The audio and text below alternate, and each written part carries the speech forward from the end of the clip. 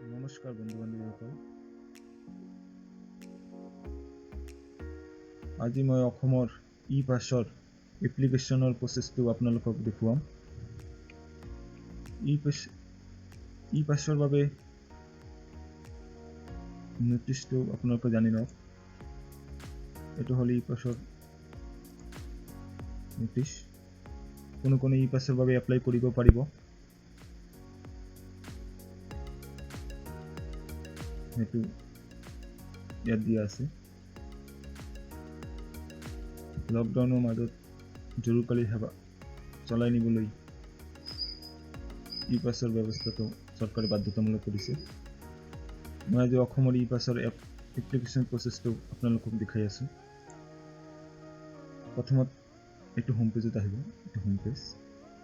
মই হোম পেজৰ লিংকটো মোৰ ভিডিঅ' ডিছক্ৰিপশ্যনত দি ৰাখিম। ইয়াত আহি আপোনালোকে অনলাইন এপ্লিকেশ্যন ফৰ EPass এইটোত ক্লিক কৰিব। ইয়াত এটা নতুন এটা পেজ খোল খাব। এইটো page application page. Applicant details বুলি লিখা আছে। ইয়াত আপোনালোকৰ ফুল নেম অফ এপ্লিকেণ্টছ, আপোনাৰ ফুল নেমটো লিখিব, আপোনাৰ মোবাইল নম্বৰটো লিখিব, আপোনাৰ ডেট অফ বাৰ্থটো লিখিব, আপোনাৰ ইমেইল নেমটো লিখিব।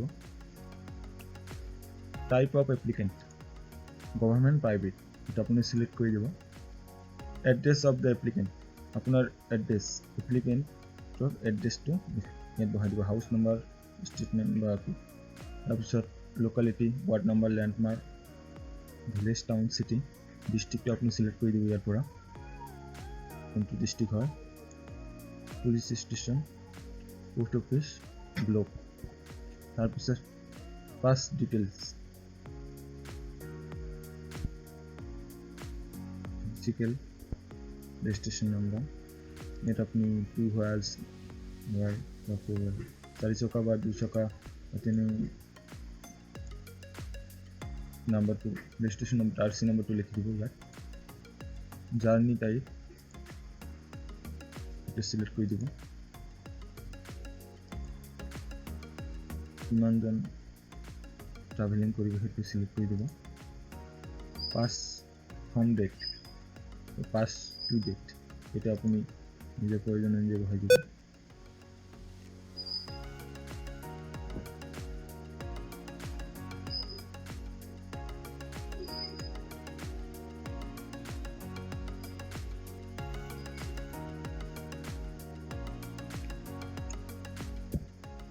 পাৰপজ অফ ট্ৰাভেল, আপোনাৰ ট্ৰাভেলৰ কাৰণটো, বিষয়টো আৰু ট্ৰাভেল ৰুটিন আপুনি বহাই দিব। এপ্লাইং টু আপুনি DC office of the deputy commissioner আৰু অফিচ অফ দ্য চাব ডিভিশ্যনেল অফিচাৰ যিকোনো ঠাইত কৰিব পাৰিব। আপুনি যদি DC অফিচত কৰে কৰিব, বা ST অফিচতো কৰিব পাৰিব। য'ত কৰে আপোনাৰ সুবিধা অনুযায়ী, আপোনাৰ পচন্দ অনুযায়ী কৰি দিব। তাৰপিছত ডিষ্ট্ৰিক্টটো, DC অফিচত কৰিলে ডিষ্ট্ৰিক্টটো, আৰু এইটো কৰিলে চাব ডিভিশ্যনটো চিলেক্ট কৰি দিব। তাৰপিছত ইয়াত টিক মাৰ্ক মাৰি কিনে কেপচাৰটো বহাই ছাবমিট মাৰি দিব।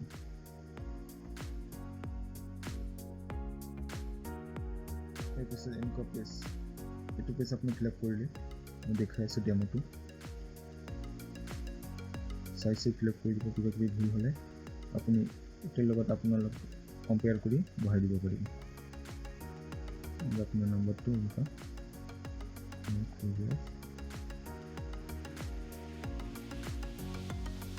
আই এগ্ৰি কৰি ক্লিক কৰি দিলে, ছাবমিটটো মাৰি দিলে। তাৰপিছত এইটো পেজ আহিব। এইটো পেজ আপুনি ফিল আপ কৰিলে, যিটো পেজ আপুনি ফিল আপ কৰিলে এপ্লিকেশ্যন ৰেফাৰেঞ্চ নম্বৰটোৰ সৈতে এইটো পেজ আকৌ আহিব। ফিল আপ কৰি দিলে, তাৰপিছত আই এগ্ৰি পেজ এইটো আহিলে, ক'ত এপ্লাই কৰিছে আহিলে। তাৰপিছত এটেচ এনেক্সাৰ এইটোত ক্লিক কৰিব, এটেচ এনেক্সাৰ। তাৰপিছত আপোনাৰ এইটো পেজ আহিব। ইয়াত আপুনি আইডেণ্টি গ্ৰুপ, আপোনাৰ আধাৰ কাৰ্ড বা পেন কাৰ্ড, ভোটাৰ আই কাৰ্ড দিলেও হ'ব। আধাৰ কাৰ্ড বা ভোটাৰ আই কাৰ্ড এটা স্ক্যান কপি দি দিব আপলোড কৰি দিব ইয়াত ক্লিক কৰিলে আপলোড অপশ্যন আহিব তাৰপৰা ডিস্ট্ৰিবিউটৰ আইডি আপুনি কাম কৰি আছে তাৰ আইডিখিনি তাত আপলোড কৰি দিব সেভ এণ্ড এক্সিট মাৰিব